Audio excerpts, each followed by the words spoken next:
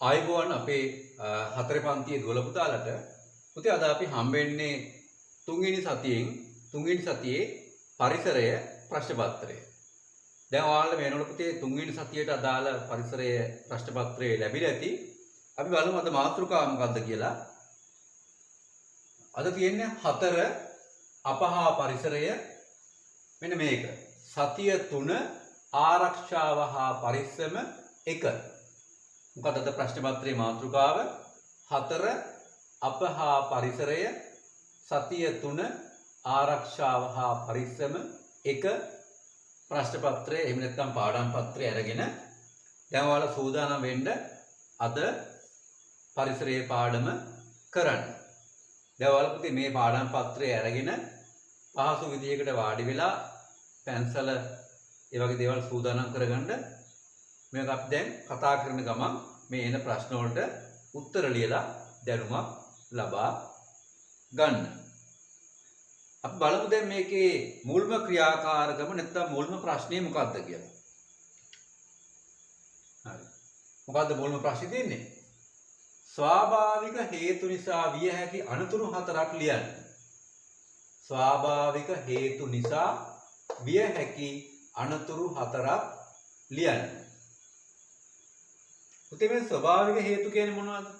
ස්වභාවික හේතු කියන්නේ මිනිසාගේ මැදිහත් වීමක් නැතුව මේ පරිසරයේ වෙන්න පුළුවන් දේවල් තියෙනවා. අපිට ඒවා කිසිම ආකාරයකට පාලනය කරන්න බෑ.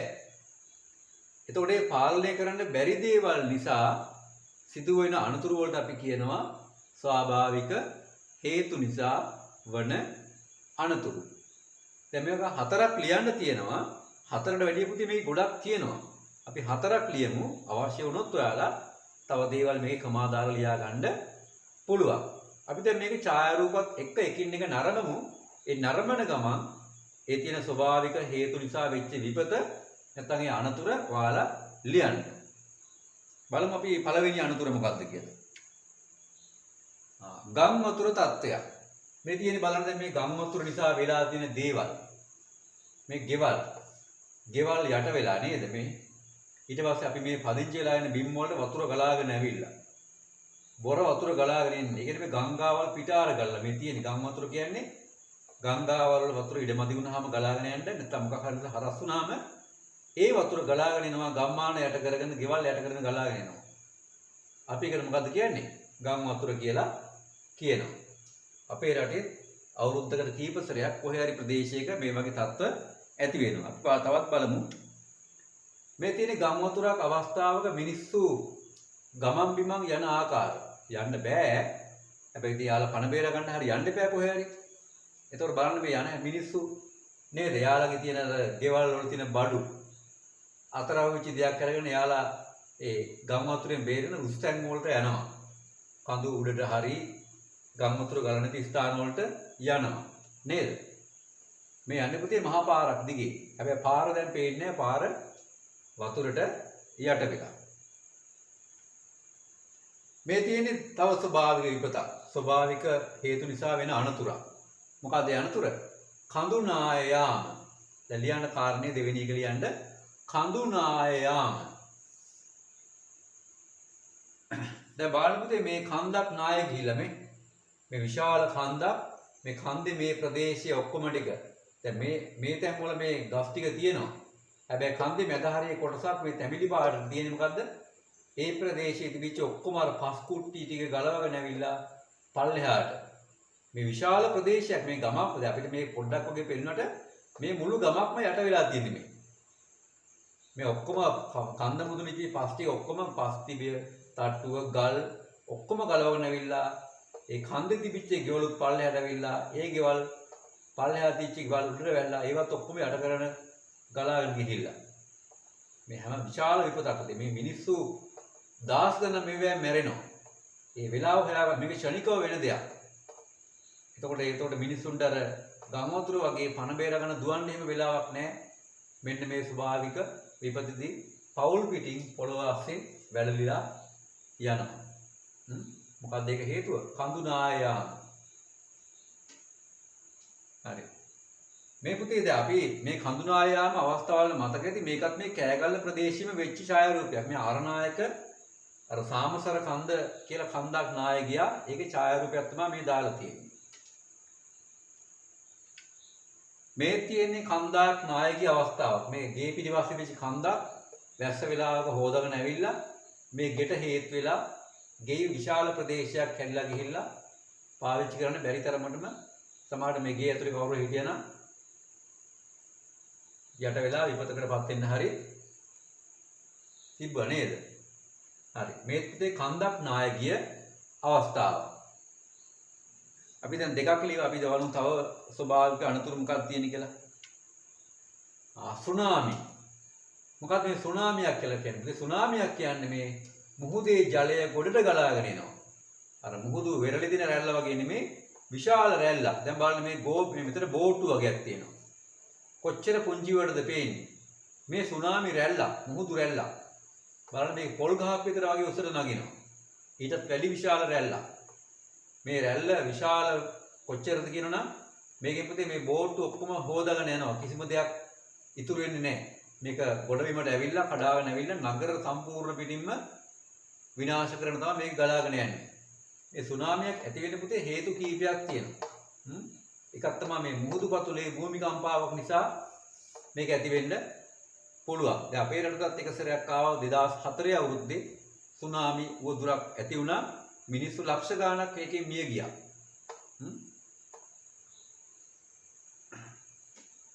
අපි බලමු තව මොකද්ද ස්වභාවිකවත් තියෙන්නේ කියලා. මේ තියෙන පුතේ සුනාමි උවදුර නිසා වෙච්ච විපතක්. මේ ලංකාවේ සිද්ධියක්. මේ තියෙන්නේ සුනාමිය නිසා ඔය මුහුද අයින දිවිච්ච රේල් පාර. මේ තියෙන රේල් පාර. ඒ රේල් පාරේ ඒ වෙලාවේ ගමන් කරමින් තිබිච්ච කෝච්චියකට වෙච්ච දේ බලන්න. දැන් කෝච්චිය කියන්නේ කොච්චර ලොකු වාහනයක්ද? හැබැයි සුනාමියකින් බලන මේ කෝච්චියට කරලා තියෙන දේ පෙට්ටි ඈතට ගලවලා විසික් කරලා. ඉතින් සුනාමි රැල්ලක් කියන්නේ කොච්චර ප්‍රබල ස්වභාවික අනතුරක් කියලා මේකෙන් හිතාගන්න පුළුවන්. මේ තියෙන කෝච්චි පාර, මේ කෝච්චි පෙට්ටි පාරෙන් බලන මේ පාරෙන් කොච්චර ඈතට ගිහිල්ලාද? ඒ කියන්නේ ජලයට පුළුවන් ඒ තරම් විශාල විපතක් කරන්න.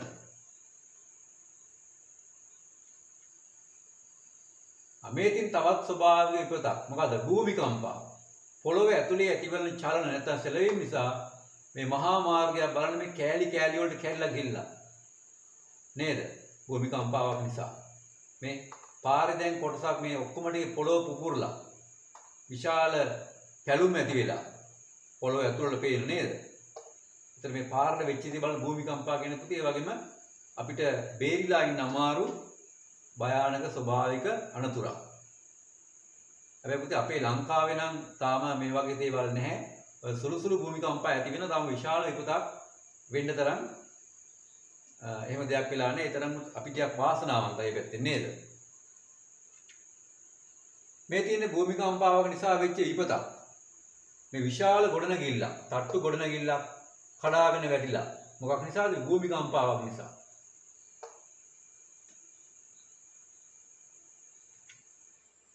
මොකද තව ස්වභාවික ගිනි කඳු පිපිරීම. මේක අපිට අපේ ලංකාවේ මේ වගේ දේවල් දකින්නේ නැහැ. නමුත් ගොඩාක් ඔය විදේශ රටවල මේ වගේ දේවල් තියෙනවා. ගිනි කඳු පිපිරීම. මේකත් භයානක ස්වභාවික විපතක්. බලමු තවත් ඡායාරූපයක්. මේත් මොකද? ගිනි කන්දක් පුපුරන අවස්ථාවක් මේ තියෙන්නේ. මේ පුපුරන අවස්ථාවක මේ විශාල පිපිරීමක් සිදු වෙන කන්ද මුදුනේ. ඊට පස්සේ මේ ලාවා කියලා අපි මේවට කියනවා. ලාවා ඒ අවර ප්‍රදේශ හැම පැත්තටම ගලාගෙන යනවා. ගිනියම් වෙච්චි දියරයක්.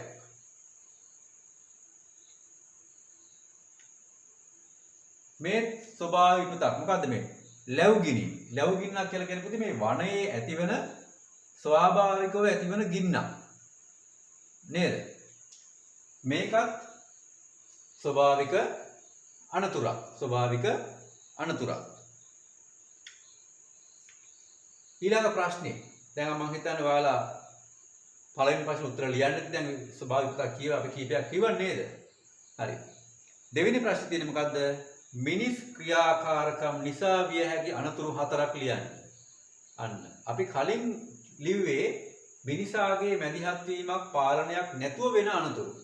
ස්වභාවික අනතුරු. දැන් තියෙන්නේ මේ අපේ වැඩ හින්දා. නැත්නම් මේ මිනිසාගේ ක්‍රියාකාරකම් නිසා විය හැකි අනතුරු 4ක් ලියන්න. අපි බලමු මේ මොනවද කියලා. මෙන්න මිනිස්සුන්ගේ මැදිහත් වීමෙන් අද ලංකාවේ වැඩියෙන්ම වෙන අනතුර මොකද්ද? රිය අනතුරු. අද පුතේ ලංකාවේ වැඩිම මිනිස්සු මැරෙන්නේ කොහෙද? මහපාරේ. හේතුව මොකද්ද? ඔය වාහන එකිනෙක ගැටීම හෝ වාහන පාරේ යන මිනිස්සු හප්පගෙන යාම ඒ වගේ දේවල් නිසා තමයි අද ලංකාවේ වැඩිම පිරිසක් මිය යන්නේ එක දවසකදී. දැන් බලන්න මේ රිය ගැටුම. මේ වාහන දෙකක් අධික වේගය නිසා එකට එක හැප්පිලා. එක වාහනයක ගින්නක් ඇති වෙලා. මේ ඊට පස්සේ මේ අවඩ තිබිච්ච දේවල් ඔක්කොම කැඩලා කෑලි විසික් වෙලා. ඇතුලේ හිටපු මිනිස්සුන්ට මොකක් වෙලාද දන්නේ නැහැ. මේ තවත් ක්‍රියානුතුරක්. මේ බලන්න මේ මෝටර් සයිකල් එක ආපු දෙන්නේ මේ ලොරි එක හැප්පිලා දැන් මේ දෙන මේ පාරේ වැටිලා ඉන්නවා. එක්කෙනෙක් මං හිතන්නේ ගමිය ගිහිල්ලා වගේ තමයි පේන්නේ. බරපතල අනතුරු. ක්‍රියානුතුරු. මේ තවත් ක්‍රියානුතුරක්. මේ බස් එකක් හැප්පිලා බස් එක අනිත් පැත්තට පෙරලිලා.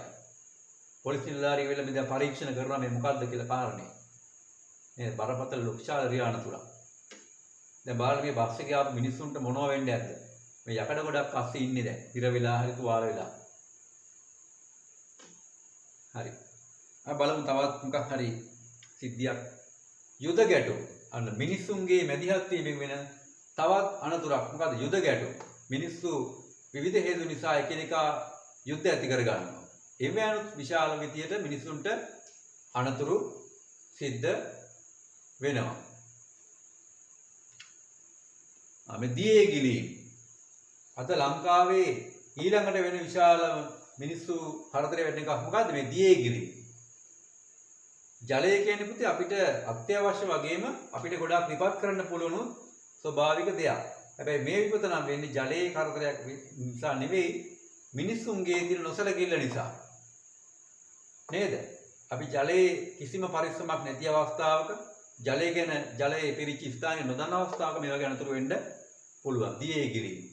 දැන් වලපතේ මේ කරුණු එකින් එක ලියන්න අපි මේ කියද්දී. මිනිස් ක්‍රියාකාරකම් නිසා වෙන අනතුරු. මේ මොකද්ද? විදුලි අනතුරු. අද අපේ ගෙවල් වල වැඩිම තියෙන්නේ. දැන් බලන්න මේ විදුලි වයර් එකක් සම්බන්ධ වෙච්ච මේ ප්ලග් බේස් එකක් තියෙනවා. ඒක මේ කුඩා දරුවා දන්නේ මේකේ තියෙන අනතුර. එයා ඒකත් එක්ක සෙල්ලම් කරනවා. ඒක මෙහෙන් විදුලියට සම්බන්ධ වෙලාද දන්නේ නැහැ. සම්බන්ධ වෙලා නම් මෙතන විශාල විපතක් වෙන්න පුළුවන් අවස්ථාවක්. ඒ නිසා අපි මේක පුතේ ගොඩක් වෙලාවට වෙන්නේ අපේ ගෙවල් වල. මේ අවුරුදු කාලේ වෙන අනතුරක් අපේ රටේ. උත්සව අවස්ථාවකදී රසිඤ්ඤා පිපිරීම නිසා අනතුරු. මේවෙන් ගොඩක් ඔය ඇස් වලට හානි වෙනවා. කන් වලට හානි වෙන්න පුළුවන්. ප්‍රතිඤ්ඤා අනතුරු. මේ පිලිස්සි උණු වතුර වැටලා පිලිස්සෙන වෙලාවක් තියෙනවා. ආය පුළුවන් මොකද ඇසිඩ් වර්ග වලට ආය ගින්දරට ඒ වගේ විවිධ ක්‍රම වලින් අපේ ශරීරයේ කොටස් පිලිස්සෙන්න පුළුවන්. මේ අපිට මිනිස් ක්‍රියා නිසා වෙන තවත් අනතුරක්. හරි. අපි දැන් පුතේ ලිව්වේ මොනවද? මිනිස් ක්‍රියාකාරකම් නිසා විය හැකි අනතුරු 4ක් නෙවෙයි අපි ගොඩක් කිව්වා. ඊළඟ ප්‍රශ්නේ මොකක්ද තියෙන්නේ? තුන්වෙනි ප්‍රශ්නේ. ස්වාභාවික අනතුරු වලට හේතු වන මිනිස් ක්‍රියාකාරකම් 3ක් ලියන්න. ස්වාභාවික අනතුරු වලට හේතු වන මිනිස් ක්‍රියාකාරකම් 3ක් ලියන්න.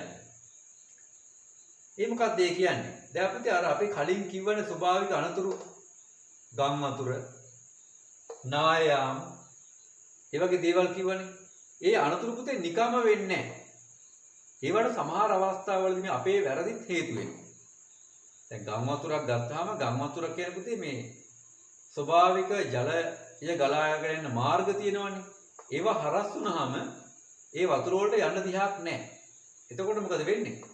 අපේ ගෙවල් වලින් ඒ වතුර පාරවල් ගලාගෙන යනවා. ඒකට තමයි ගම් වතුර කියන්නේ. එතකොට මේ ගංගාවේ පාර හරස් කෙරුවේ කවුද? ඒක ස්වභාවිකව වෙන්නත් පුළුවන්. අපේ වැරදි නිසාත් වෙනවා. අපි ඔය කුණු දානවා තැන් තැන් වල කාණු බ්ලොක් වෙන්න. අන්න ගම් වතුර ගලනවා. අපි ගංගාවල් වැලි කොට දානවා. අන්න ඒ වගේ අපි මේ ස්වභාවික අනතුරු වලට හේතු වන මිනිස් ක්‍රියාකාරම් 3ක් ලියන්න තියෙනවා. අපි ඒකත් දැන් එකින් එක ලියමු. මෙන්න එක අපේ තියෙන වැරදි ක්‍රියාකාරකම මොකද්ද? පස්කන්දු කපනවා. දැන් බලන්න මේ පස්කන්දක් කපලා මේ ස්වභාවික පරිසරයට කරලා තියෙන හානිය බලන්න. දැන් ඊට පස්සේ මොකද වෙන්නේ? වැස්සක් ආපු වෙලාවක මේ ඔක්කොම ගස් වැල් ඔක්කොම මුකුත් නැහැ. මේවා වතුර ගලාගෙන පල්ලෙහාට නිකම්ම ගලාගෙන ඉන්නේ නැහැ. මේ තියෙන පස් කුට්ටිය ගලවගෙන තමයි එන්නේ. ඇවිල්ලා මොකද වෙන්නේ? පල්ලෙහා තියෙන ගෙවල් ටික යට කරගෙන යනවා. ඊට පස්සේ අපි කියන ඔන්න නාය ගියා කියලා. එතකොට මේ නාය ගියේ කවුරු හින්දාද? මිනිසාගේ ක්‍රියාකාරකම් හින්දා. පරිසරයේ අලංකාරයක් නැති කරලා නේද? ඊට පස්සේ පස්කන්දු නායයන්ටත් අවශ්‍ය පසුබිම හදලා. මොකක්ද ආයේ අපේ තියෙන නරක ක්‍රියාකාරකම්? ගස් කැපීම. අන්න මොකද වෙලා තියෙන්නේ? ගහක් කැපුවාම පුතේ මේ ගස් වලින් තමයි පොළොව ආරක්ෂා වෙලා තියෙන්නේ. ගස් වලින් තමයි පොළොව ආවරණය වෙලා ආරක්ෂා වෙන්නේ. එතකොට මේ පොළොව ආරක්ෂා කරන ගස් ටික කැපුවාම මොකද වෙන්නේ? පොළොවේ තියෙන පස් ටික හොදගෙන යනවා විශාල වැස්සක් ආපු වෙලාවක. ඊට පස්සේ මේ පස් ටික ගිහිල්ලා සිද්ධ වෙන්න පුළුවන් කාණු බ්ලොක් වෙන්න පුළුවන් ගංගාවල් හරස් වෙලා ඊට පස්සේ ඒවැය වතුර වැඩි වුණාම ඒවා ඒ වතුර ටික ගලාගෙන යනවා ගම් වතුරක් විදිහට ගෙවල් මැදින් ගම්මාන මැදින් නගර මැදින් ඒ වගේ. ඔන්න ගම් වතුර ගලනවා. හේතුව මොකද්ද? අපි ගස් කැපුව හින්දා. තව දෙයක් වෙන්න පුළුවන් නායන්නත් පුළුවන් කඳු. මේ ගස් කැපීම නිසා. ඔන්න ස්වභාවික හේතු වල ස්වභාවික විපත් වලට හේතු වන අපේ නරක පැවතුම්. මේ තව එකක්. පහත් බිම් ගොඩ කිරීම. මොකද්ද ළමයි පහත් බිමක් කියන්නේ? පහත් බිමක් කියන්නේ ළමයි ඔය වැස්ස දවස් වලට එහෙම වතුර ගලාගෙන කියලා පිරෙන තැන් තියෙනවනේ. ඔය ඔක්කොම ගංගාවට ගලාගෙන යන්නේ නැහැනේ. සමහර තැන් තියෙන ළමයි මේ වතුර ගිහලා පිරෙනවා. වගුරු බිම් කියලා නැත්තම් මඩ වෙන වගේ තැන් තියෙනවනේ. පිරෙනවා. අපේ සමහර මෝඩ මිනිස්සු මොකද කරන්නේ? ඒ පිරෙන තැන් වලට තව පස් ටිකක් පුරවලා ඒව උඩ ගෙවල් හදනවා. ගෙවල් හැදුවට පස්සේ මොකද වෙන්නේ? ඊළඟ වැස්සට අර වතුර වලට ගිහලා පිරෙන්න තැනක් නැහැ. එතකොට මොකද වෙන්නේ වතුර පාර? ගිහිලා එතන පිරෙනවා. හැබැයි පිරෙන්නේ අර තියෙන ගෙවල් ඔක්කොම යට කරගෙන. ඊට පස්සේ අපි කියනවා ඔන්න ස්වභාවික විපතක් කියලා. ඒක ස්වභාවික විපතක් නෙවෙයි. ස්වභාවික වගේ පෙනුනට අපේ තියෙන නරක පුරුදු නිසා වෙච්චි විපතක්. මේ තියෙන මේ වගේ අවස්ථාවක්. දැන් මේ ගෙවල් යට වෙලා මේ ගෙවල් හදලා තියෙන මොන වගේ තැන් වලද? අර පස් ගොඩ කරලා හදපු තැනක මේ කලින් වතුර ස්වභාවිකව පිරිච්ච තැන. පස්සේ අපේ මිනිස්සු කියලා එතන ගෙවල් හදනවා පස් ගොඩ කරලා ඊළඟ වැස්ස ආපු ගමන් එතන ගෙවල් හදුවා කියලා හරියන්නේ නැහැ. වතුර ටික යන්නත් එපා කොහෙන් හරි. ඒ තැන් වල ගෙවල් යට කරගෙන වතුර ටික පිරෙනවා. මොකක්ද ඒ කාරණේ? පහත් බිම් ගොඩ කිරීම. එහෙනම් ඔන්න අපි ස්වභාවික අනතුරු වලට හේතු වන මිනිස් ක්‍රියාකාරකම් අපි කීපයක් ලිව්වා. එකක් මොකද්ද? පස් කඳු කැපීම. ඊළඟ එක ගස් කැපීම. දැන් ඒක මොකද්ද? පහත් බිම් ගොඩ කිරීම. තව මොනවද තියෙන්නේ? වැලි ගොඩ දැමීම. මෙන්න තව අපි කරන අනුවන ක්‍රියාව. ගංගාවල අසීමිතව වැලි ගොඩ දානවා.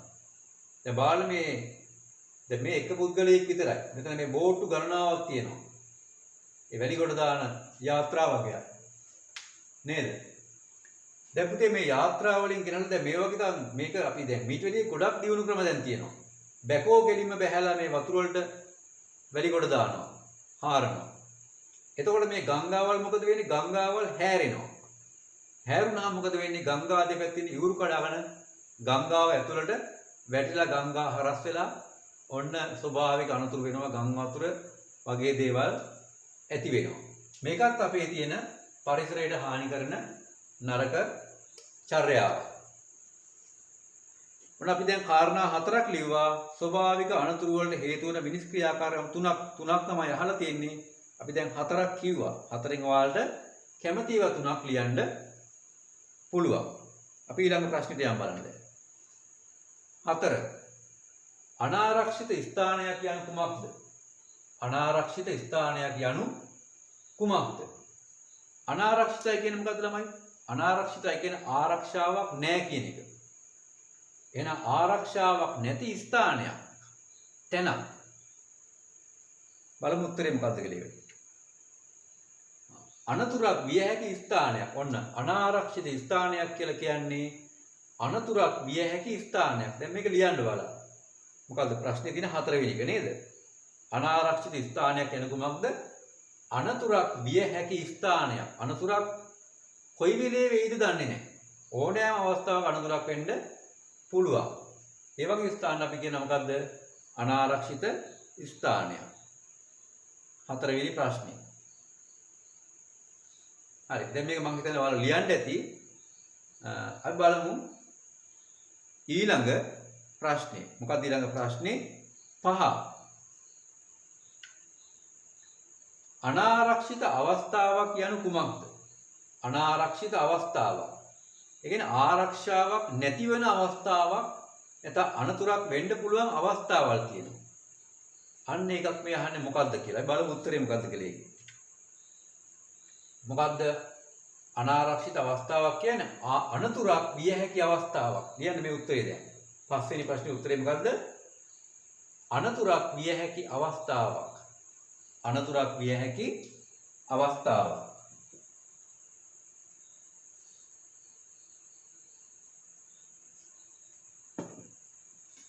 හරි. ඊළඟ 6 වෙනි ප්‍රශ්නේ අපි බලමු. 6 වෙනි ප්‍රශ්නේ මොකක්ද තියෙන්නේ? අනාරක්ෂිත ස්ථාන 5ක් නම් කරන්න. අනාරක්ෂිත ස්ථාන. ස්ථාන කියන්නේ තැන්. ඒ කියන්නේ අනතුරක් වෙන්න පුළුවන් තැන් මේ අහන්නේ. අපි බලමු මොන වගේ තැන් වලද අපිට අනතුරක් වෙන්න පුළුවන් කියලා. මේ තැන් දැන් ඔයාලා පෙන්නනකොට මේකේ ඒ ස්ථාන ඔයාලා ලියන්න ඕන දැන්. මේ විදිහට අනාරක්ෂිත ස්ථාන 1 ගේට්ටුවක් නොමැතිව දුම්රිය මග හරහා වැටි ඇති අතුරු මාර්ග. මොකද්ද මේ කියන්නේ? ගේට්ටුවක් නොමැතිව දුම්රිය මග හරහා වැටි ඇති අතුරු මාර්ග. වලපති සමහර තැන් වල දැකලා තියෙනවා මේ රේල් පාරයි මහ පාරයි එකතු වෙලා එක ටික හරස් අර කැපිලා නැත්නම් ක්‍රොස් වෙලා යන ස්ථාන දැකලා තියෙනවා. මේක අපි රඹුක්කනක් තියෙනවා. අර කෑගල්ල පාරයි කෝච්චි පාරයි නැත්නම් රේල් පාරයි එකිනෙක කැපිලා යන තැනක් තියෙනවා. එතන හැම වෙලෙම වාහන බ්ලොක් වෙන තැනක්. නේද? හැබැයි එතන ආරක්ෂිත ගේට්ටුවක් තියෙනවා. ඒ නිසා ඒක අනතුරක් වෙන්න පුළුවන් ස්ථානයක් නෙවෙයි. නමුත් සමහර කුඩා පාරවල් තියෙනවා රේල් පාර හරහා යන. ඒක කුඩා පාරක් නිසා ඒ වගේ තැන්වල ආරක්ෂිත ගේට්ටුවක් දාලා නැහැ. එතකොට අන්න ඒ වගේ තැන්වල අනතුරක් වෙන්න පුළුවන්. එහෙනම් මොකද්ද පළවෙනි අනාරක්ෂිත ස්ථානය? ගේට්ටුවක් නොමැතිව දුම්රිය මග හරහා වැටි ඇති අතුරු මාර්ග. මේක දැන් ලියන්න ඇති ඔයාලා. මොකද්ද? 1 ගේට්ටුවක් නොමැතිව දුම්රිය මග හරහා වැටි ඇති අතුරු මාර්ග. අනතුරක් වෙන්න පුළුවන් ස්ථානයක්. 2 දියසුලි උල්කටු වීදුරු කටු ආදිය බහුල ජලය පිරි ස්ථාන. අන්න මොකක්ද ඒ කියන්නේ? ජලය පිරිච්ච තැන. නිකම්ම නෙවෙයි. දියසුලි වතුර කැරගෙන තැන්. ගැඹුරට යනවා. පතුලේ උල්කටු තියෙනවා. වතුර නිසා පේන්නේ නැහැ. වීදුරු කටු තියෙනවා. වතුරට පැහිලා පේන්නේ නැහැ. අන්න ඒ වගේ තැන් වලට අපි ගියොත් එහෙම නාන්න හරි මොකක් හරි දෙයකට ඒක බරපතල අනතුරු වෙන්න පුළුවන් ස්ථානයක්. මොකක්ද ඒක? දියසුලි උල්කටු වීදුරු කටු ආදිය බහුල ජලයේ පිරි ස්ථාන. අනතුරක් වෙන්න පුළුවන් තව තැනක්. 3 පඩිපෙළක ලිස්සන සුළු ප්‍රදේශයක්. පඩිපෙළක් කියන්නේ සාමාන්‍ය අවදානම් ස්ථානයක්. ඒකේ තව ලිස්සන තැනක් තියෙනවා නම් ඒකේ අවදානම වැඩි. දැන් ගොඩක් අය ඒක වලට පඩිපෙළ ටයිල් කරලා තියෙනවානේ. වතුර ටිකක් එවන්නොත් මොකද වෙන්නේ? ටයිල් වගේ දේවල් වතුර වෙන්නා වැඩි පේන්නේත් නැහැනේ. අනතුරක් වෙන්න පුළුවන්. එහෙනම් මේ පඩිපෙළක් කියලා කියන්නේ හැබැයි ඒක වැඩිම ලිස්සන තැනක්. අනතුරක් වෙන්න පුළුවන් ස්ථානයක්. 4 නාය යන ස්ථානයක්. සමහර ස්ථාන තියෙන අපිට පාරවලින් යද්දි විශාල බෑවුම්. පාරෙන් වමටත් බෑවුම පහළට අනිත් පැත්තෙන් ඉහළට බෑවුමක්. ඒ ඉහළට බෑවුම් ප්‍රදේශවල උඩ තියෙන පුළුවන් ගල් බුරුල් වෙච්ච ඒවා. ගස් බුරුල් වෙච්ච ඒවා තියෙන්න පුළුවන්. පස් බුරුල් වෙච්ච ඒවා. ඒවා කොයිලේ ඕනෑම අවස්ථාවක පහළට කඩාගෙන ඉන්න පුළුවන්. අන්න මොකද්ද? නායන ස්ථානය. ඒ වගේ තැන් ඕනෑම අවස්ථාවක අනතුරක් වෙන්න පුළුවන් තැන. 4. 5. අලියතුන් ගමන් කරන මාර්ගයක් නැත්නම් මංකඩ. ඒකට පුතේ සමහර දැන් ඔය කැලෑ ස්ථානවල, කැලෑ ප්‍රදේශවල අලියා පාර මාරු වෙන පුතේ නිතරම එකම තැනක. උගේ තියෙනවා ගමන් මාර්ගයක් පුරුදු වෙච්චි. ඉතින් ඒක සමහරට ගමක් මැදින් වෙන්නත් පුළුවන්, පාරක් හරහා වෙන්නත් පුළුවන්. කවුරු හිටියත් ඒ අලියා ඒ වෙලාවට ගමන් කරනවා. ඒ වගේ තැන් ඒ අලිය ගමන් කරන වෙලාවට ඒ වගේ තැන් වල අපි හිටියොත් අනතුරක් වෙන්න පුළුවන්. දැන් මේ පින්නවලක් තියෙනවනේ එක. පින්නවල අලියනතාගාරේ නේද? ඒක නම් අර පාලනයක් ඇතුව කරනවානේ. ඒ නිසා එච්චර බය වෙන දෙයක් නැහැ. නේද? හැබැයි ඒකත් පුතේ අලි ගමන් කරන ස්ථානයක්. කොච්චර හිටියත් අනතුරක් වෙන්න එහෙම ඕන වෙලාවක පුළුවන්. සත්තුනේ. 6 වෙනි එක. සර්පයන් සහිත තුඹසක් නැත්නම් සර්පයන් සිටින ස්ථානය. අන්න. ඔය වේය හදන තුඹස්. හැබැයි ඒවා පස්සේ භුක්ති විඳින්නේ කවුද? සර්පයෝ රිංගල ඉන්නවා ඒවට. එතකොට අපි දන්නේ එතන මොන වගේ තැනද කියලා. හැබැයි එතන අනතුරක් වෙන්න පුළුවන් තැන. ඊළඟ සර්පයන් සිටින ස්ථානය. මොනවද? කොළ රොඩු වලින් වැහිච්චි නේද? අන්න ඒ වගේ තැන් තියෙන ඔය රොඩු ඔඩවල් තියෙන. ඒ සත්තු ඉන්න පුළුවන් ඒ වගේ තැන් වල අපිට පේන්නේ නැහැ. උන්ගේ වර්ණයත් ඒ වගේම නිසා. ඒ වගේ දේවලුත් මොකද්ද? අනතුරක් වෙන්න පුළුවන් ස්ථාන. එන අනාරක්ෂිත ස්ථාන වල මෙන්න මේ කාරණා 6 ඔයාලා ලියන්න. කාරණා කීයක් අහනවද? 5යි අහන්නේ. මේක 6ක් තියෙනවා. 6ම ඉගෙන ගන්න. එතනින් 5 කැමති 5ක් ලියන්න පුළුවන්. අපි බලමු දැන් 6 වෙනි ප්‍රශ්නේ මොකක්ද කියලා. ඔයාලා පුතේ මේක ලියා ගන්න අමාරු වෙන්නේ නැහැ. මොකද මේක වීඩියෝ පටයක් නිසා ඔයාලට චුට්ට වෙලාවක් මේක නවත්තලා මේක දිහා බලාගෙන උත්තර ලියන්න පුළුවන්. ඊළඟ 6 වෙනි එක බලමු. ඊට ඉස්සෙල්ලා අපිට තියෙන මේ අනතුරුදායක ස්ථාන වල රූප ටිකක් නේ. මෙන්න මොකද අර කෝච්චි පාරක් කුඩා අතුපාරක් කරා යනකොට එතන ආරක්ෂිත රේල් ගේට්ටුවක් නැහැ මේ. ආරක්ෂිත ගේට්ටුවක් නැහැ. අරහෙන් ආපු කාරේ කෝච්චිය ළඟ නිකන් දැක්කේ නැහැ. මොකද උනේ? හැප්පිලා විශාල අනතුරක් වෙනවා. ඔන අනතුරක් වෙන්න පුළුවන් ස්ථානයක්. අන්න මෙන්න තව අනතුරක් වෙන්න පුළුවන් ස්ථානයක්. මොකද විශාල දියවලක්. දැන් මෙතන කිසිම ආරක්ෂාවක් නැහැ. මේක ඇතුලේ මොනවද තියෙනවද දන්නේ නැහැ. බෝතල් කටු, කුණු ගොඩවල්, කටු ගෑලි නේද? කම්බි කූරු වගේ දේවල් නොයෙක් දේවල් මේක තියෙන්න පුළුවන්. ඒතර මේක විශාල අනතුරක් වෙන්න පුළුවන් ස්ථානයක්. මේ පඩි පෙළ නේද? පඩි පෙළකට ඕනෑම අවස්ථාවක අනතුරක් වෙන්න පුළුවන්. මේ කඳු නායන ස්ථානය. මේකෙත් අපි මේ පහළ දැන් මිනිස්සු රැඳිලා ඉන්නවා සමහර අවස්ථාවල බලන්න වෙවිලා. නමුත් තාතව උඩ තියෙන්න පුළුවන් බුරුලිචි පස්කුට්ටි ඕනෑම අවස්ථාවක මේව ගලවිලා වෙන්න පුළුවන් පල්ලෙහාට. මේක අනතුරක් වුණාට තවත් අනතුරක් වෙන්න පුළුවන් අවස්ථාවක් තමයි මේ තියෙන්නේ. මේ තියෙන්නේ මොකද්ද? අලි ඇතුන් පාරේ ගමන් කරන අවස්ථාවක්. මේ අලි රංචුවක් පාර හරහා යනවා. නේද? ඒ උන්ට පුරුදු පාර මේ යන්නේ පාර හරහා. ඉතින් ඒ ගැන වැඩි ගණන් ගන්න මිනිස්සු මේ රැස් වෙලා බලා ඉන්නවා. මෙයාලා මොකද කරන්නේ කියලා අලි ටික. නේද? දැන් මේ මිනිස්සුන්ට ඕනෑම අවස්ථාවක අලියෙක් හැරිලා આવොත් මොකද වෙන්නේ කියලා අපිට හිතා ගන්න පුළුවන් නේද? මේකත් මේ අනතුරක් වෙන්න පුළුවන්, බරපතල අනතුරක් වෙන්න පුළුවන් අවස්ථාවක්. ස්ථානය.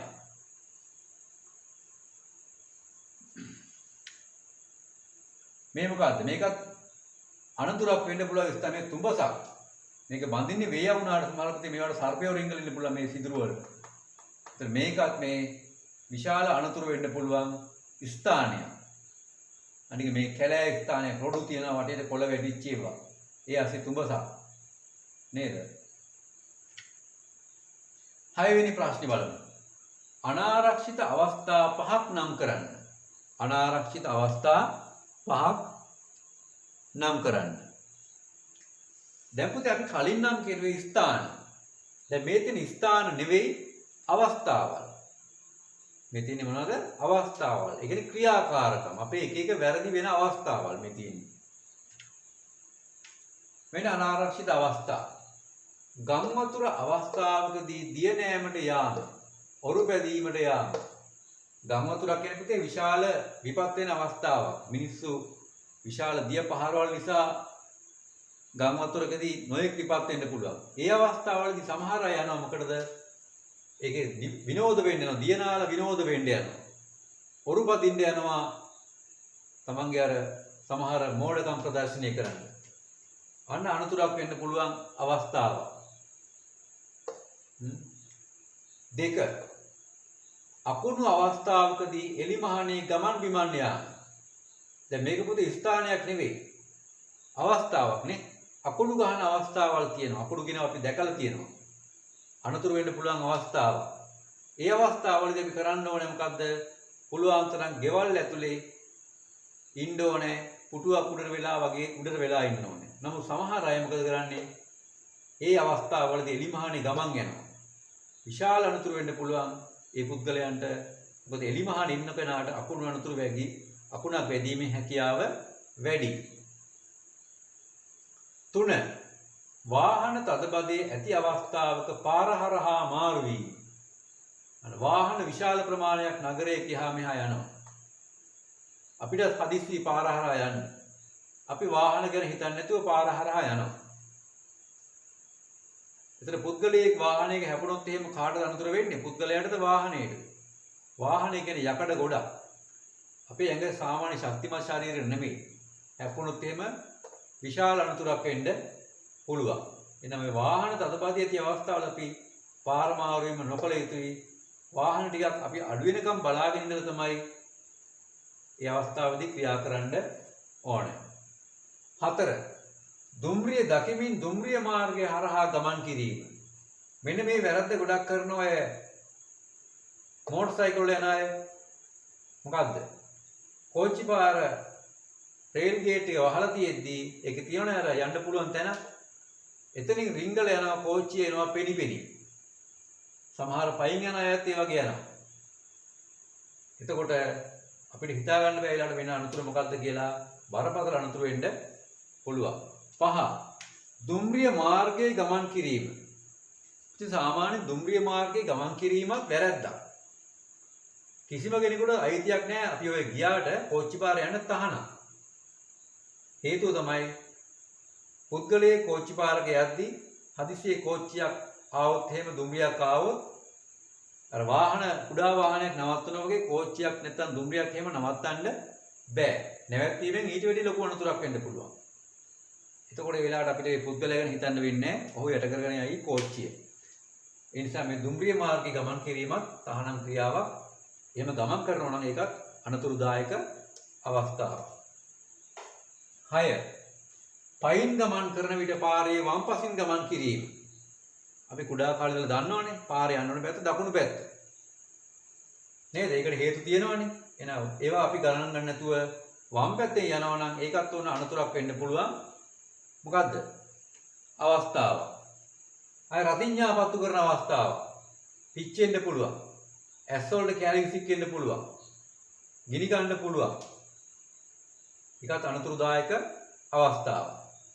වීදුරු බඳුන් අතතිව දිවීම. වීදුරුවක් හරි බෝතලයක් හරි අරන් දිවුවොත් එහම අපි ඕනේ අවස්ථාවක වැටෙන්න පුළුවන්. අතේ තිබිච්ච වීදුරු බඳුන කැඩිලා කෑලි අපේ ඇඟේ ඇරින්න පුළුවන්. එහෙනම් ඒ වගේ දේවල් අපි කරන්න හොඳ නෑ. ඒකත් අනතුරුදායක අවස්ථාවක්. 9. තියුණු උපකරණ අතතිව දිවීම. මොකක්ද තියුණු කියන්නේ? මේ කැපෙන්න ඇනින්න පුළුවන් උපකරණ.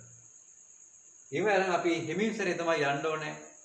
පුළුවන් නම් ඒවා ආවරණය කර ගන්න ඕනේ මොකක් හරි දෙයකින් කැපෙන තැන. ඒවා එහෙම නැතත් ඒවා ගත්තොත් අපි හිමින් තමයි යන්න ඕනේ. ඊටාම් පරිස්සමෙන් යන්න ඕනේ. එහෙනම් මේ තියෙන්නේ මොනවද? අනාරක්ෂිත අවස්ථා. කලින් එක වගේම ඔයාලා මේ කාරණා 9ම මතක තියාගන්න ඕකෙන් කීයක් ලියන්න තියෙනවද? 5ක් ලියන්න ඕනේ. 9ම තියෙනවා. හැබැයි 9ම දැනගෙන ඉන්න ඕනේ. 5ක් ලිව්වට. මොකක්ද ඊළඟ ප්‍රශ්නේ තියෙන්නේ? අපි බලමු ඊළඟ ප්‍රශ්නේ මොකක්ද කියලා. ඊට කලින් අපි මේ අවස්ථාව බලමු රූප වලින්. අන්න. අනතුරුදායක අවස්ථාව. හැබැයි මෙයාට පුතේ අපි මේ මොකද්ද මේකේ තියෙන වැරද්ද? මේ අතට ආවරණයක් දාගෙන නැහැ. විදුලිය සම්බන්ධ වැඩක් කරන්නේ. අත් ආවරණ නැහැ, රබර් ආවරණයක්. එතකොට මේ අනතුරුදායක අවස්ථාව. මේ මොකද්ද?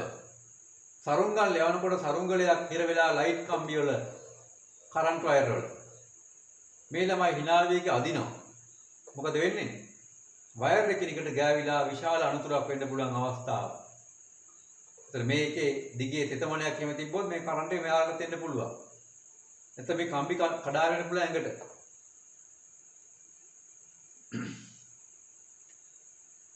මෙන්න තව අනතුරුදායක අවස්ථාවක් රතිඤ්ඤාපත්තු කිරීම.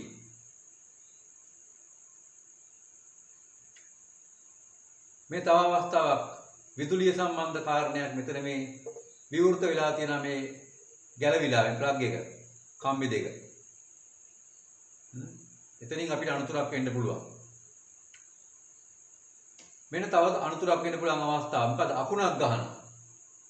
මේ අකුණු වල මේ අවස්ථාවේදී අපි එළිය හිටියොත් එහෙම අපිට බරපතල අනතුරු වෙන්න පුළුවන්. මේ තව අනතුරුදායක අවස්ථාවක්. වාහන තව මේ ත්‍රිවිල් එහෙම යනවා. ළමයිනුත් පාර හරහා එහෙම යනවා. නේද? දැන් මෙතන මේ බලන්න මේ ළමයි මෙහෙනුත් පයින්නවා.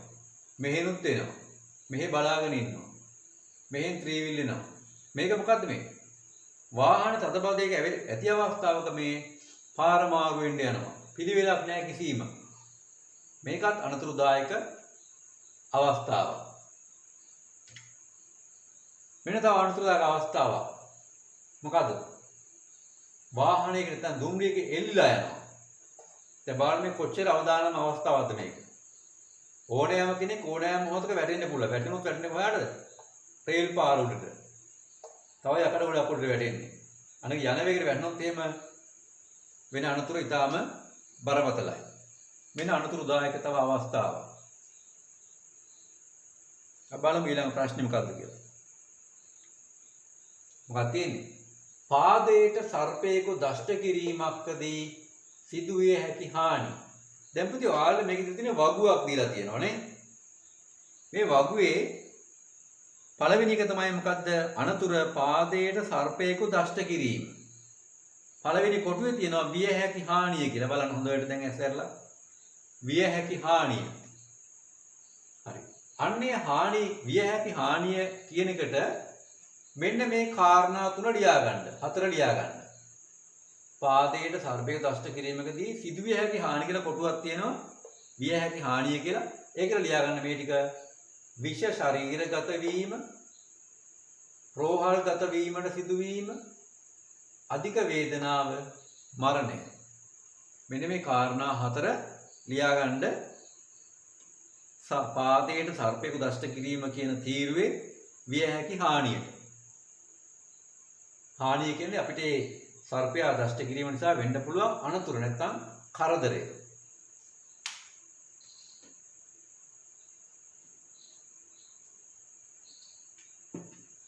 හරිද? දැන් ඔයාලා මේක ලියන්න පුළුවන්. මේක වීඩියෝ පොඩ්ඩක් නවත්තලා ලියන්න පුළුවන් ලියන වෙලාවට. අපි ඒ නිසා වෙලා යන නිසා අපි ඊළඟ කාරණේට යමු. ඒ සර්පයෙකු දෂ්ට කිරීම නිසාම මොකක්ද තියෙන්නේ? අන්න. සර්පයෙකු දෂ්ට කිරීමක් වැළැක්වීමට කළ හැකි දේ. ඒ පේලියම ඊළඟට තියෙන මොකද්ද? වැළැක්වීමට ගත හැකි ක්‍රියාමාර්ග කියලා තියෙන්නේ. එතනින් ඔයාලා මෙන්න මේ ටික ලියා ගන්න. මොකද්ද? එලිමහනේ අනාරක්ෂිත ස්ථානවල ගමන් කිරීමේදී විමසිලිමත් වීම හා සුදුසු පාවහන් පැළඳීම. පැහැදිලිද? එලිමහනේ අනාරක්ෂිත ස්ථානවල ගමන් කිරීමේදී විමසිලිමත් වීම හා සුදුසු පාවහන් පැළඳීම. හරි. මොකද්ද මේ අපි ලියන්නේ දැන්? සර්පයෙකු දෂ්ට කිරීමකදී දෂ්ටක වැළැක්වීමට කළ හැකි දේවල්. පළවෙනි කාරණේ අපි කිව්වා. දෙවෙනි කාරණේ අපි කියමු.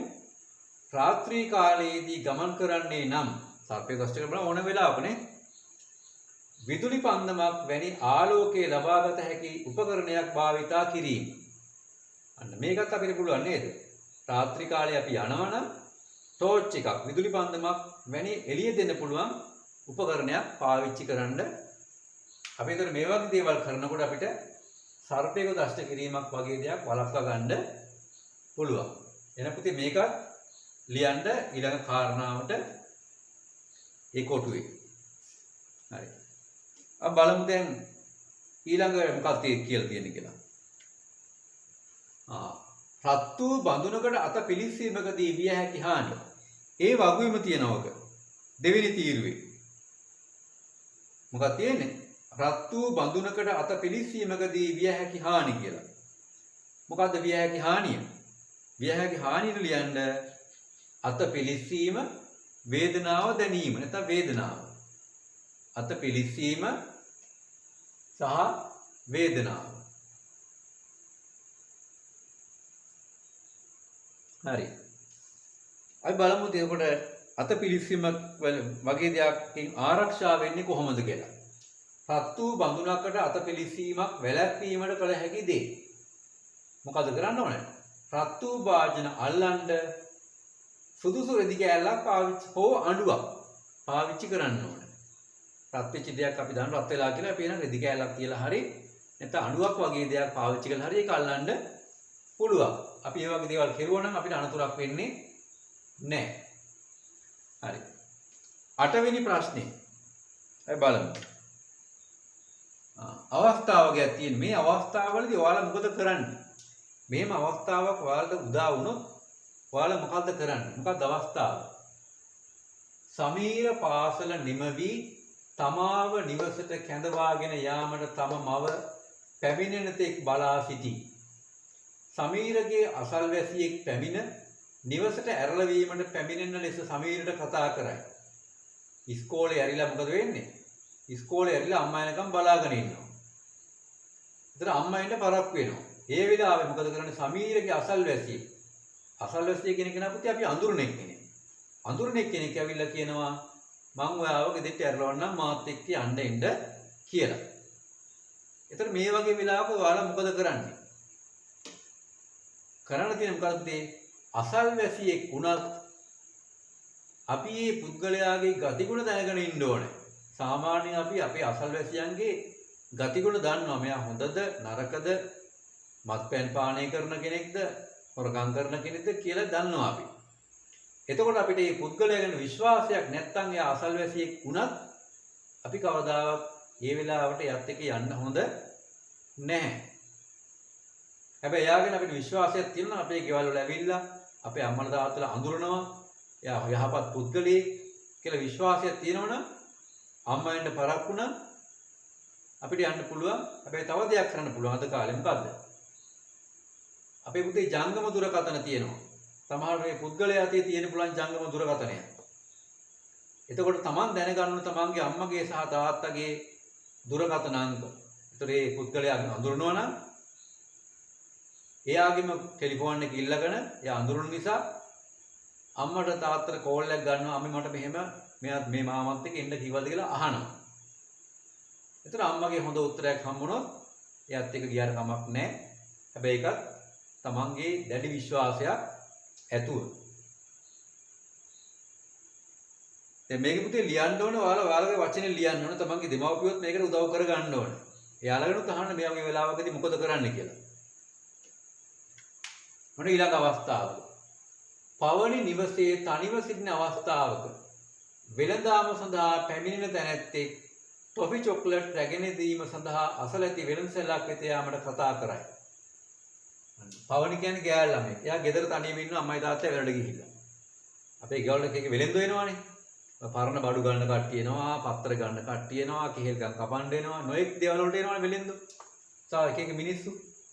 ඒ ආපු කෙනෙක් පවනිට කියනවා මං චොක්ලට් එකක් අරන් දෙන්නම් කඩේට යන් කියලා. මොකද කරන්නේ? යනවද? නෑ. කවදාවත් යන්න හොඳ නෑ. ඒ වෙලාවට මොකද කරන්න ඕනේ? ගෙදර තනියම ඉන්න ඕන නම් එක්කෝ හැකි ඉක්මනින් දොර වහන්න ඕනේ. හැබැයි ලොක් වෙන්නම. එහෙම නැත්නම් එළියට බහැලා අසල්වැසියෙක් කියනවා අඳුරන කෙනෙක් කියනවා නම් කෑ ගහලා යාලා උදව් ඉල්ලන්න ඕනේ. මොකද අඳුරන නැති කෙනෙක් තමයි මේ කතා කරුවේ. ඒතකොට එයා අනතුරක් කරන්නම නෙන්නේ. නේද? ඒ නිසා අපි ඒ වෙලාවට පොඩ්ඩක් ළඟපාත කවුරු හරි ඉන්නවනම් තමන් අඳුරන කෙනෙක් එයාට ඉක්මනට මේ කාරණය දැනුම් දෙන්න ඕනේ. හරි. අපි බලමු ඊළඟ එක. මලීෂ පාසල ඇරී පයින් නිවස දෙසට එන විට නොහඳුනන පුද්ගලයෙක් වාහනේ නතර කර තමාද නිවස දෙසට යන බව පවසා වාහනේ නගින ලෙස පවසයි. මොකද කරන්නේ? නගිනවද වාහනේට? නෑ. කවදාවත් මේ වාහන වලට නගින්න හොඳ නෑ. මොකද අපි අඳුරන්නේ නෑ. අඳුරන්නේ නැති කෙනෙක් එක්ක කතා කරන්නවත් යන්න අවශ්‍යතාවයක් නෑ. ඒ වෙලාවට මොකද කරන්නේ? අවට අඳුරන කෙනෙක් ඉන්නවනම් හැකි ඉක්මනින් අපි ආගාවට දුවලා යන්න ඕනේ. අඳුරන කෙනෙක් නැත්තම් මිනිස්සු ගොඩාක් ගැවසෙන තැනකට අපි යන්න ඕනේ. අපි කවදාවත් තනියෙන් ඉන්න වෙලාවට මිනිස්සු නැති තැන් වල ඉන්න හොඳ නැහැ. විවෘත ස්ථාන වල තමයි ඉන්න ඕනේ. දැන් ඔයාලා ඉස්කෝලේ ඇරිච්ච වෙලාවට ගෙදරින් එක්ක යන්න පරක්කු වෙනවනම් පන්ති කාමරේ වාඩිලා ඉන්න හොඳ නැහැ. මොකද පන්ති කාමරේ ඒ වෙලාවට කවුරුවත් නැහැ. පාළු ස්වභාවයක් ගන්න. ඒ වෙලාවට දැන් ඉස්කෝලේ ඇරිච්ච වෙලාවට ආරක්ෂාවට හොඳම තැන තමයි මොකද්ද? විවෘත ස්ථානය. පාරක් අයින. මිනිස්සු ගැවසෙන ස්ථානය. එතකොට වාඩ අනතුරක් වෙනවා නම් මිනිස්සුන්ට පේනවා. අන්න ඒ වෙලාවට අපි උපක්‍රමශීලී වෙන්න ඕනේ. කොතනද අපි ඉන්න ඕනේ කියලා තෝරගන්න අපිට නේද? නුවණ තියෙන්න ඕනේ. හරි. අපි බලමු ඊළඟ කාරණේ.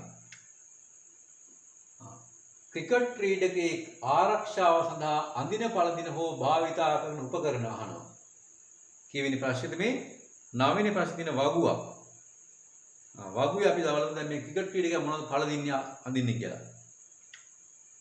වෙන ක්‍රිකට් ක්‍රීඩකයෙක් මොනවද ආරක්ෂාවට පළඳින දේවල් අපි යටින් ඉඳලා පහළට යන් බලන්න. උඩට යන්. සපත්තු දාලා ඉන්නවා. ඔන්න එක දෙයක්. මොකද්ද? පා ආවරණයක්. පා ආවරණය සපත්තු. පාවහන්. පාවහන් පළඳිනවා ආරක්ෂාවට. මෙන්න තව උපකරණයක්. පා ආවරණ. අපි පෑඩ් කියලා කියනවානේ. පා ආවරණ. පා ආවරණ පළඳිනවා. එහෙනම් පාවහන් පළඳිනවා. පා ආවරණයක් පළඳිනවා. මොකක්ද ඊළඟ පළඳින්නේ? අත් දෙකේ මොනවද මේ දාලා ඉන්නේ? ග්ලව්ස් දෙකක්. අත් ආවරණ පළඳිනවා. ආරක්ෂාවට. තාම මොනවද පළඳින්නේ? හෙල්මට් එකක් දානවා. හිස් ආවරණයක්. හිස් ආවරණ නේද? හිස් ආවරණය වෙන නිසා මුහුණ ආවරණය වෙන්න අර දැලක් සහිත හෙල්මට් එකක් දානවා. මෙන්න පළඳින දේවල්. පාවහන්, පාවරණ, අත් ආවරණ, ආරක්ෂිත හිස් වැසුමක්. නැත්නම් හෙල්මට් එකක්. දැලක් සහිත. අයපුතේ මේ දනිස් වල මෙන්න මේවට මේ ඇඳුම යටින් දානවා. තව ආවරණ. ඊට අමතරව තව මොකක්ද අපි? ආරක්ෂාවට ඇඳුමක් අඳිනවා. ඒකෙනුත් ආරක්ෂාවක් ලැබෙනවනේ. සුදු පාට ඇඳුමක් අඳිනවා. දිග කලිසමක් සහ ටී-ෂර්ට් එකක්. මේවා තමයි අපි ලියන්න ඕනේ ක්‍රිකට් ක්‍රීඩකයේ පළඳින ආරක්ෂිත දේවල් වලට. මේ තවත් ක්‍රීඩකෙක් බලන්න එයාගෙත් අර කොටස්ම තියෙන හැබැයි එයා හෙල්මට් එකක් නම් දාලා නැහැ. ඒක දාන්නේ තමන්ගේ අවශ්‍යතාවය අනුව විතරයි. සපත්තු, පාවරණ නේද? ග්ලව්ස් නැත්නම් අත් ආවරණ ඒවා පළඳලා ඉන්නේ ආරක්ෂාවට. මේ තියෙන දාන උපකරණ මොකද්ද? හිස් ආවරණ, ඒ කියන්නේ හිස ආරක්ෂා කරන්න, පාවරණ, අත් ආවරණ, සපත්තු එහෙම නැත්නම් පාවහන්, සුදු පැහැඳුම්. මෙන්න මොනවද? ක්‍රිකට් ක්‍රීඩකයෙක් පාවිච්චි කරන ආරක්ෂාවට අඳින පළඳින දේවල්. කළුගල් කඩන්නන් විශාල අනතුරු වෙන්න පුළුවන් රැකියාවක්. කළුගල් කඩන්නන් ආරක්ෂාව සඳහා අඳින පළඳින හෝ භාවිතා කරන උපකරණ. මේක රූපයක් නෑ පුතේ බලන්න ලියාගන්න. හිස් ආවරණ. ඒ කියන්නේ හිස් ආරක්ෂිත හිස් වැස්මක් හෙල්මට් එකක් පාවිච්චි කරනවා. අර අපි මෝටර් සයිකලෙන් දාන හෙල්මට් මේ වෙනම දාස් මේකට තියෙනවා. අත් ආවරණ ග්ලව්ස් දෙකක් පාවිච්චි කරනවා.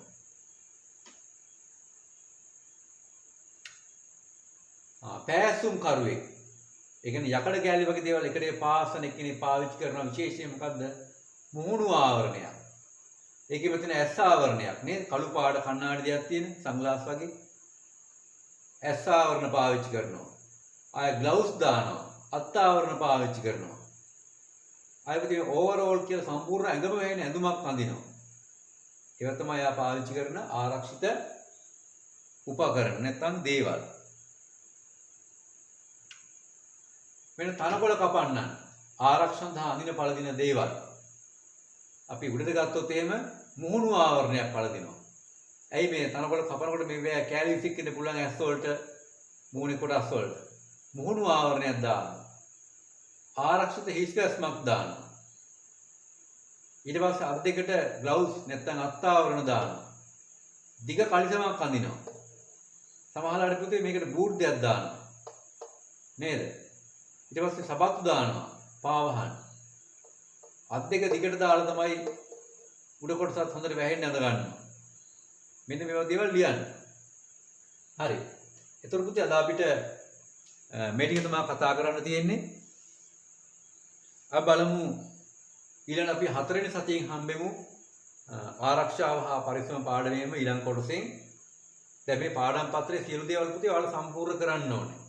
සම්පූර්ණ කරලා නැවත පාරක් මේක කියලා හොඳට පාඩම් කරගන්න ඕනේ. හරි. එහෙනම් පුතේ අද අපි පාඩම නවත්තමු. අපි දැන් හම්බෙමු එහෙනම් ඊළඟට සතිය 4 පරිසරයේ පාඩමෙන්. ඔයාලා සියලු දෙනාට තෙරුවන් සරණයි.